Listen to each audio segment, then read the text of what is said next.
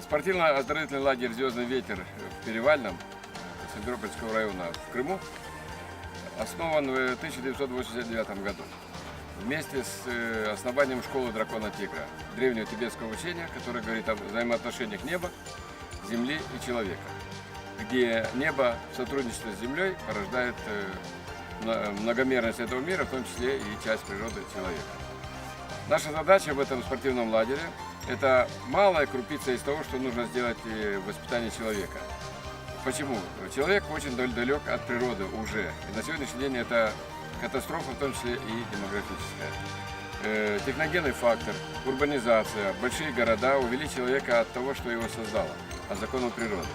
Соответственно, он именно из-за этого начал страдать, начал болеть, начал терять смысл жизни, начал жить только во имя экономических вопросов, не имеет будущего, не имеет того смысла жизни, как такового, чтобы быть в сотрудничестве с этой великой природой, которая по сути вечна.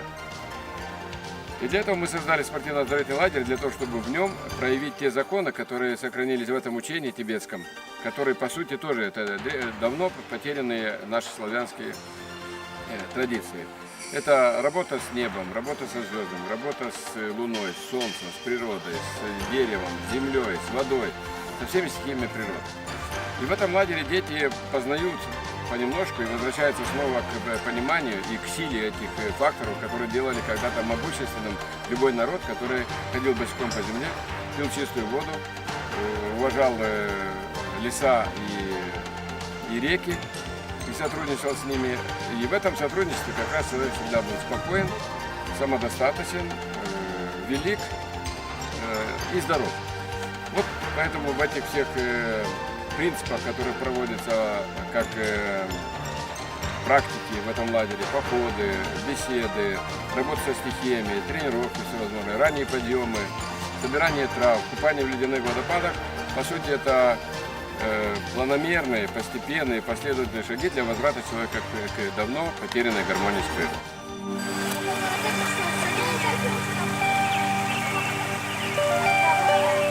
Идем в поход, нам очень нравится.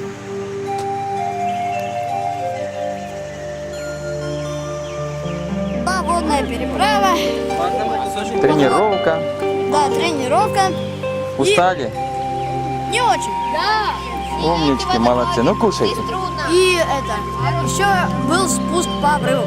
Вот. Было тяжело, мне понравилось.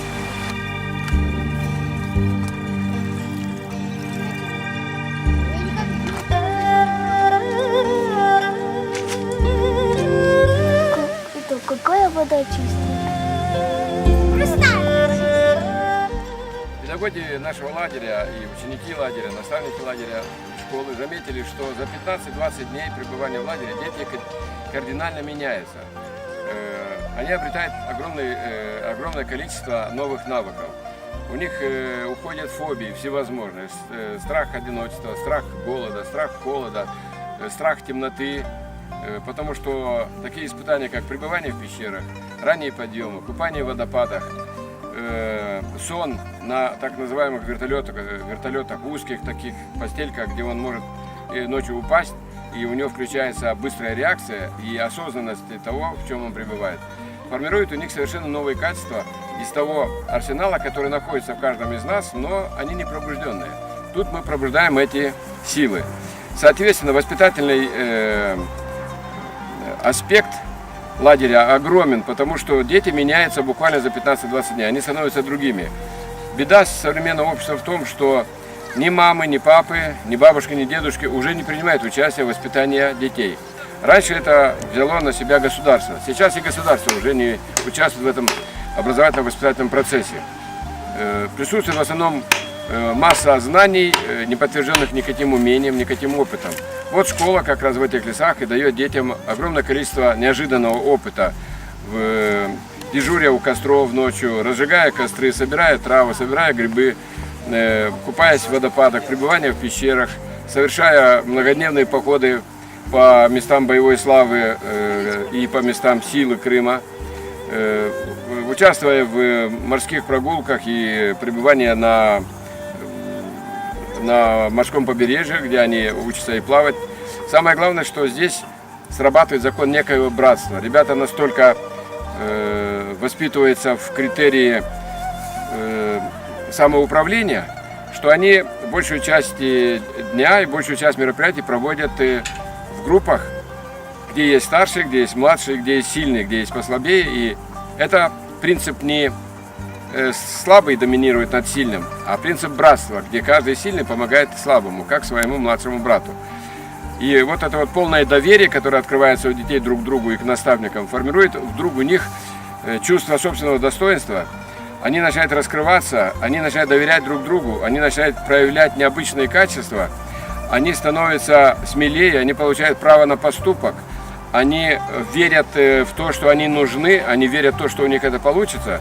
И, соответственно, с этим мы не узнаем тех детей, родители, вернее, не узнают тех детей, которые они буквально 15-20 дней назад привезли в лагерь с огромным количеством недостатков, в том числе интернет-зависимость, компьютерная зависимость, боязнь остаться один на один с каким-то лагерем или с какими-то чужими людьми, огромные претензии, которые предъявляют эти дети к быту. Им нужны туалеты, душевые, им нужны там особое питание. Они привыкли к этому урбанизированному образу жизни. Соответственно, они не имеют уже никакого самостоятельного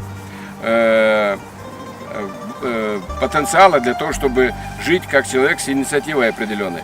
Здесь же это все вырабатывается, потому что здесь слабому нет места. И самый слабый, он вынужден стать сильным, потому что он оказался в тех условиях, где он вынужден проявить свои творческие начала. Хочешь кушать, готовь себе кушать.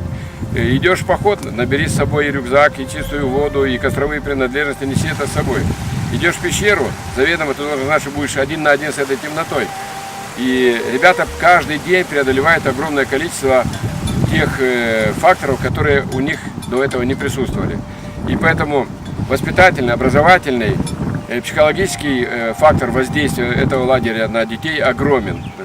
Огромный опыт за эти годы дал нам огромный арсенал методических средств, который позволяет снова возвращать детей к той силе, которая заложена у них природой. И родители уже, как чуть ли не к последней инстанции, обращаются к нам в эти лагеря за помощью, поскольку дети не готовы совершенно к жизни. Вдруг обретает такие черты характера, что удивляет даже родителей. Они приходят домой взрослее, чем сами родители. И начинают влиять даже на родителей с положительной точки зрения. Тем, что они обливаются по утрам, что они убирают за собой посуду, что они проявляют совершенно другие интересы уже к своей жизни, к своему обучению, к своему будущему. Этот первый шаг, который делают дети в этом лагере, говорит о том, что они получают жизнеутверждающие качества. И в последующем мы, наблюдая за этими детьми, которые приходят не один раз, а много раз приходят к нам в лагеря, сезон за сезоном, многие из них уже по 5, по 10, по 15 лет приходят, уже став взрослым, приходят со своими детьми. Почему? Потому что они получают здесь огромное количество осмысленных практик, которые позволяют им потом в жизни руководствоваться ими.